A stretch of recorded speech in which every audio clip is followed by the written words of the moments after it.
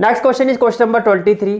Next question is in the following figure. देखो आपको एक फिगर गिवन है, फिगर आपकी कुछ इस तरह से, आपको एक सर्कल गिवन है, this is the larger circle, और इसी के अंदर आपको एक स्मॉलर सर्कल गिवन है, say this is the smaller circle.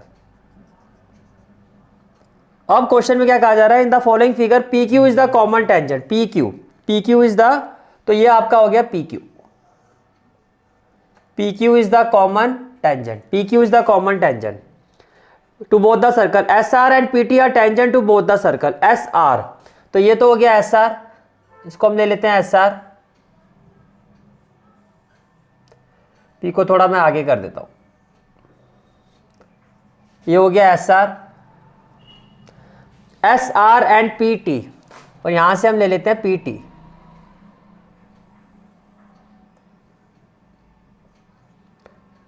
तो S R and P T, S R and P T are tangent to both the circle. फिर कहा जा रहा है S R is equal to 4 centimetre, S R is equal to 4 centimetre, तो ये जो tangent है आपकी ये 4 सेंटीमीटर है, और पी टी जो है 7 है, पी टी कितना 7 सेंटीमीटर है, पी टी कितना है 7 सेंटीमीटर है। फाइंड आर पी, हमें क्या फाइंड करना, हमें ये आर पी फाइंड करना है, that's what we have to find. तो देखो फिगर देख के नहीं घबराना है, कुछ भी नहीं है क्वेश्चन में। फर्स्ट ऑफ ऑल आप ये देखो, we know that tangent drawn from an exterior point to a circle are equal, exterior point to a circle are equal. इसका मतलब क्या हुआ, जो आपका आर एस है ये इक्वल होगा आर क्यू के, और किसके इक्वल होगा 4 सेंटीमीटर ईच, 4 सेंटीमीटर ईच। इसी तरह से जो आपका पी टी है ये इक्वल होगा पी क्यू के, और ये होगा आपका 7 सेंटीमीटर ईच, 7 सेंटीमीटर ईच। अब आपको क्या फाइंड करना है, पी आर या R P. Now P R will be equal to what, P R will be equal to what, P Q minus R Q. अब पी क्यू कितना है आपका 7,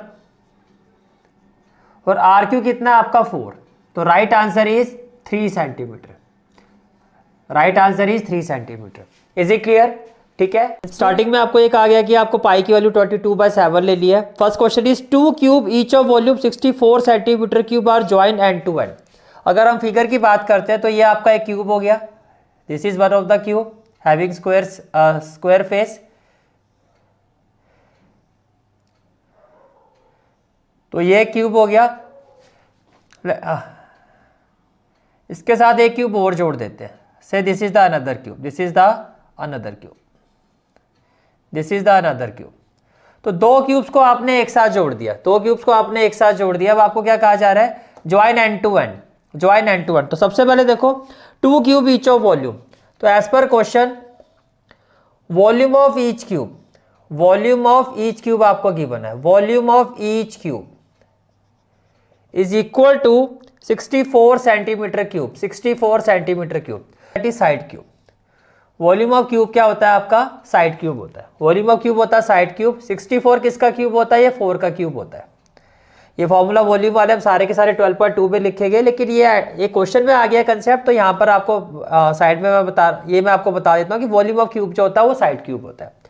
तो इसका मतलब साइड, तो साइड ऑफ क्यूब है वो कितना हो गया, 4 सेंटीमीटर हो गया। क्यूब से क्यूब कैंसिल, साइड कितना हो गया 4 सेंटीमीटर। अब ध्यान से देखो, अब ये आपका हो गया 4, ये इस क्यूब की साइड हो गई 4, इस क्यूब की साइड भी कितनी होगी 4 सेंटीमीटर। एज पर क्वेश्चन इस क्यूब की साइड भी कितनी होगी 4। इसका मतलब ये है क्या, लेंथ, तो लेंथ जो है वो कितना हो गया 8 सेंटीमीटर। लेंथ कितना हो गया 8 सेंटीमीटर, लेंथ कितना हो गया 8 सेंटीमीटर। अगर मैं ब्रेड्थ की बात करता हूं तो ये तो 4 ही है, अगर मैं ब्रेड्थ की बात करता हूं तो 4 है, और अगर मैं हाइट की बात करता हूं, हाइट की बात करता हूं तो हाइट भी कितनी है, ये भी 4 सेंटीमीटर है। तो बेसिकली यहां पे 3 डिफरेंट डायमेंशन होगी, एल, बी और एच, एल, बी और एच। तो आप देख सकते हो एल, बी, एच का मतलब ये जो क्यूब है दो क्यूब के जुड़ने के बाद ये क्यूबॉइड बन गया। अब ये जो फिगर है आपकी वो क्या है, ये क्यूबॉइड है। ये क्या है आपका, ये क्यूबॉइड है। अब देखो क्वेश्चन में क्या कहा जा रहा है, find the surface area of the resulting cuboid, कि ये जो क्यूबॉइड बना उसका सरफेस एरिया क्या होगा। तो आपको इसका सरफेस एरिया फाइंड करना है। Now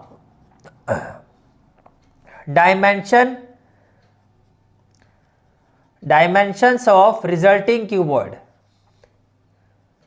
dimensions of resulting cuboid are, dimensions of resulting cuboid are, length कितना हो गया 8 सेंटीमीटर, ब्रेड्थ कितना हो गया 4 सेंटीमीटर, और हाइट कितना हो गया, ये भी हो गया 4 सेंटीमीटर। रिक्वायर्ड सरफेस एरिया,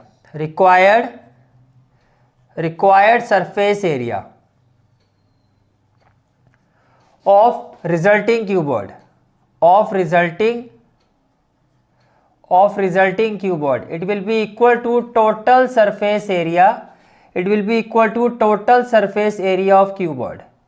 और total surface area of cuboid क्या होता है, 2 with in bracket LB plus BH plus HL, 2 with in bracket LB plus BH plus HL। तो क्या हो जाएगा 2 with in bracket LB, L कितना है 8, B कितना है 4, प्लस B 4, H कितना है 4, plus HL that is 4 into 8, that is 4 into 8। तो क्या हो जाएगा 2, 8 4 जा 32, 4 4 जा 16, 8 4 जा 32। तो फाइनल आंसर क्या आ जाएगा 2, 32 प्लस 32 64, 64 प्लस 16, तो ये हो जाएगा आपका 80। और 80 को अगर आप 2 से मल्टीप्लाई करते हो तो it will be 160 centimetre square. This is the final answer of this question. 2 dice are rolled together. देखो अगर हम 2 डाइस को एक साथ फेंकते हैं तो पहले सैंपल स्पेस की बात करते हैं। पहले मैं सैंपल स्पेस की बात कर रहा हूं। Sample space when two dice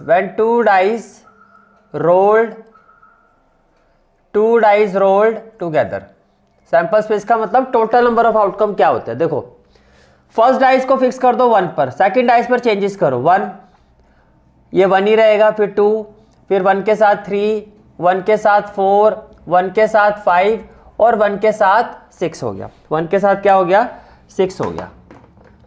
then इसी तरह से यहां पर हम 2 को फिक्स करते हैं तो 2 1 से लेके ये लास्ट तक जाएगा 2 6 तक। अब मैं 3 को फिक्स करता हूं तो 3 1 से लेके लास्ट तक जाएगा 3 6 तक।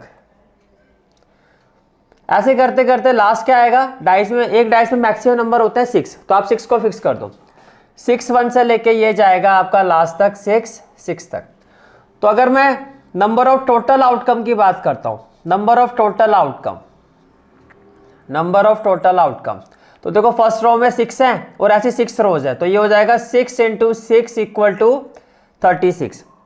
अब क्वेश्चन में क्या कहा जा रहा है, 2 dice are rolled together, the probability that the sum of the number that appeared is 9, the probability that the sum of the number is appeared to be 9। तो now total number of cases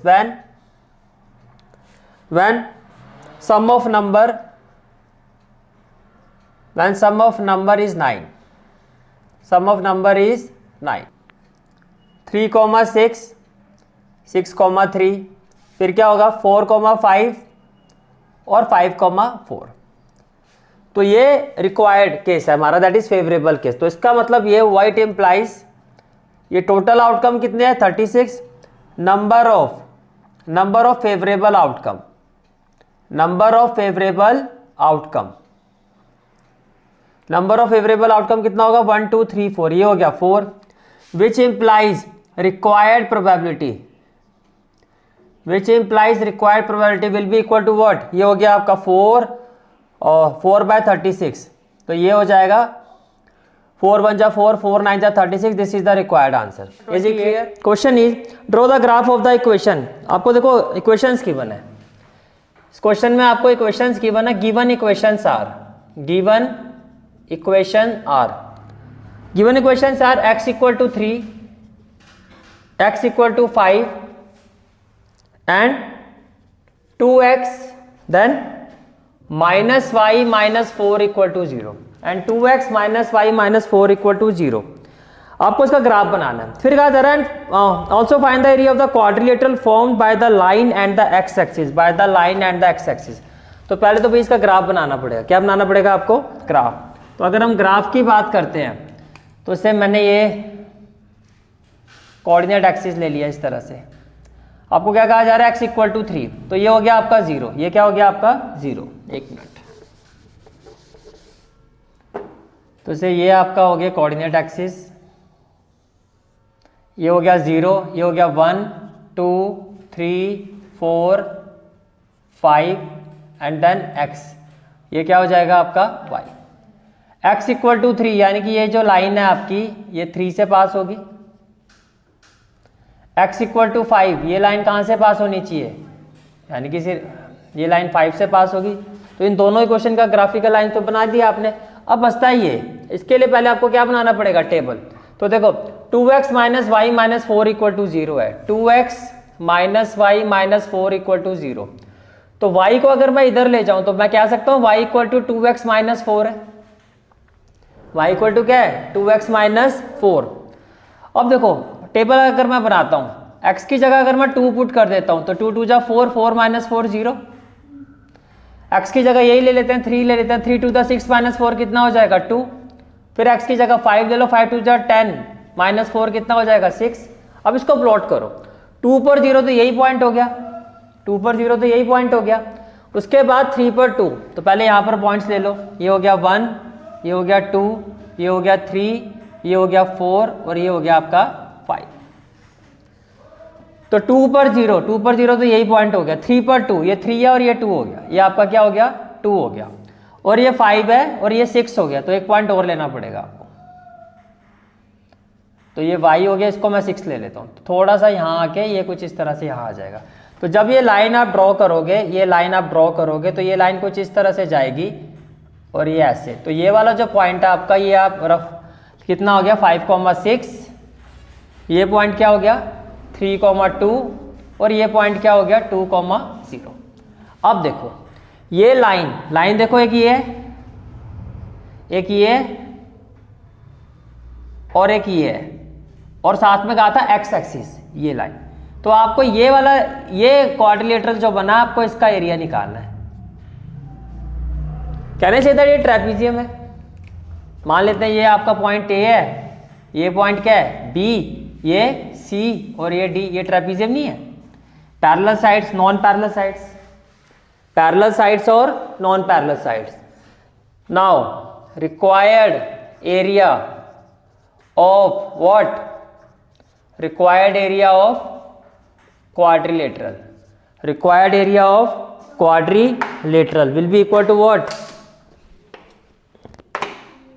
Will be equal to area of trapezium, will be equal to area of trapezium what? ABCD will be equal to area of trapezium ABCD। और कैसे निकाला जाता है इसको? It will be equal to half, formula बताओ, sum of parallel sides, very good, into distance between parallel sides, very good। Clear हो गया यहाँ तक? Half sum of parallel sides. ये डिस्टेंस बताएगा कोई कितना? ये डिस्टेंस का मतलब y, और y कितना है? 2, तो ये तो हो गया 2। ये डिस्टेंस का मतलब अगेन ये लाइन का मतलब y, इस पॉइंट का y कितना है? 6, इसका y कितना है? 6, तो प्लस 6। समझ में आ रहा है कैसे देखना है? डिस्टेंस, ये डिस्टेंस 1 और 1 2 है, इनटू में 2 कर दो भैया, 2 से 2 कट जाएगा, 6 प्लस 2 क्या हो जाएगा? 8 unit is the answer. One of the most expected question. हाँ जी, distance between the parallel sides ये रहा 2 unit, sum of parallel sides ये कितनी है? 2, ये कितनी है? 6, तो 2 प्लस 6 8, 2 से 2 cancel, this is the answer. Any question? और किसी का कोई डाउट? चलूँ मैं आगे, ठीक है। Assertion is if we join 2 hemisphere of same radius along their basis then we get a sphere. आपको क्या कहा जा रहा है? जैसे कि ये आपका एक हेमिस्फीयर है और इसी बेस से आपने एक और हेमिस्फीयर को ज्वाइन कर दिया, इस तरह से कुछ, तो ये क्या हो गया? ये एक स्फीयर ही तो बना है। अब आपको स्टेटमेंट में भी ये, आपकी जो स्टेटमेंट है वो भी यही कहती है कि if we join two hemisphere of same radius along their basis then we get a sphere. तो ये आपका क्या स्फीयर है? तो भैया असर्शन तो ट्रू है, असर्शन क्या है आपका? ट्रू है। उसका रीजन पर आता है। रीजन में कहा जा रहा है और tank is made of the shape of a cylinder with a hemisphere depression at one end. तो ये आपने एक सिलेंडर बना दिया और इसके एक एंड पर हेमिस्फीयर डिप्रेशन है, तो ये इस तरह से एक हेमिस्फीयर डिप्रेशन है। ये डिप्रेशन का मतलब आपने इंटरनली इसको इस तरह से, डिप्रेशन का मतलब इंटरनली आपने उसको शेप में कट किया है। अब आपको क्या कहा जा रहा है? Height of the cylinder is 1.45 metre. तो सिलेंडर की जो हाइट है वो कितनी है? 1.45 मीटर, ठीक है। And radius is 30 centimetre. और जो रेडियस है वो कितना है? That is radius is 30 centimetre. तो रेडियस हो गया 30 centimetre. Total surface area of the tank, हमें क्या फाइंड करना है? Total surface area of the tank. तो total surface area of tank will be equal to, देखो यहाँ पे दो फिगर है, एक हेमिस्फीयर और एक सिलेंडर, तो ये किसके इक्वल होगा? टोटल सरफेस एरिया में क्या आएगा? Curved surface area of cylinder plus ये वाला part plus curved surface area of hemisphere. अब curved surface area of cylinder क्या होता है? 2 पाई आर एच, और curved surface area of hemisphere क्या होता है? 2 पाई आर स्क्वायर। तो यहां से कॉमन क्या आ जाएगा? 2 पाई आर, ब्रैकेट में क्या आ जाएगा? H plus R. अब वैल्यू पुट करते हैं। 2 पाई की जगह क्या आ जाएगा? 22/7। रेडियस कितना है? 30। ये सेंटीमीटर है तो उसको मीटर में चेंज करेंगे क्योंकि ये मीटर में है, तो अपॉन बाय 100। फिर एच कितना है? 1.45 प्लस आर कितना हो जाएगा? 30/100। अब देखो 0 से तो ये 0 कैंसिल हो जाएगा और ये हो जाएगा 2 इंटू 22/7 इंटू 3/10, ये हो जाएगा 1.45। 0 से 0 कैंसिल, प्लस हो जाएगा 0.3, प्लस क्या हो जाएगा? 0.3। अब 1.45 और 0.3 ऐड कर दो, 5, 7, ये हो जाएगा 1.75। तो ये हो गया 2 into 22/7 into 3/10 into 1.75। Decimal remove करोगे ये हो जाएगा 100।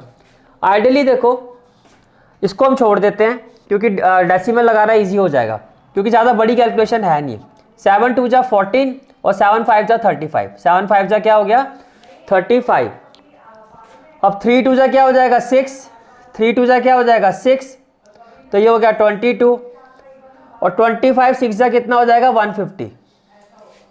25 6 जा कितना हो जाएगा? 150। और अपॉन में क्या आ जाएगा? ये आपका 10 इंटू 100। 0 से 0 भी कैंसिल कर देते हैं। 22 को 15 से मल्टीप्लाई करो, 15 2 जा 30, 15 2 जा 30 और 3 कितना हो जाएगा? 330। तो ये हो जाएगा 330 डिवाइडेड बाय 100। 0 से 0 कैंसिल हो गया, ये कितना आ गया? 3.3। और आपको यही कहा जा रहा है total surface area of the tank is 3.3 metre square. इसका मतलब जो हमारा रीजन है ये भी क्या है? ट्रू। बट क्या ये इसका रीजन है? इसका रीजन तो है नहीं। तो आपकी जो ऑप्शन है वो देखो, both A and R are true but R is the correct explanation. ये इसका करेक्ट एक्सप्लेनेशन नहीं है।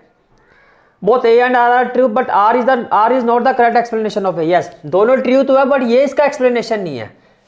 इसमें तो स्फीयर वाली कोई बात ही नहीं हुई है। तो राइट आंसर क्या होगा हमारा? Option B. Right answer is option B. Is it clear? This is for today's class. I hope you like this class, and if you like this class then do like, share and subscribe my channel. And don't forget to press the bell icon. Bell icon press करने से क्या होगा? जो भी मैं lecture upload करूँगा you will get the notification of that lecture. Thanks for watching this video. जहाँ तक आपके मैथ्स कोर्स की बात है, कंप्लीट मैथमेटिक्स कोर्स की जो प्लेलिस्ट का लिंक है वो आपको डिस्क्रिप्शन सेक्शन में मिल जाएगा. So bye, take care and have a great day.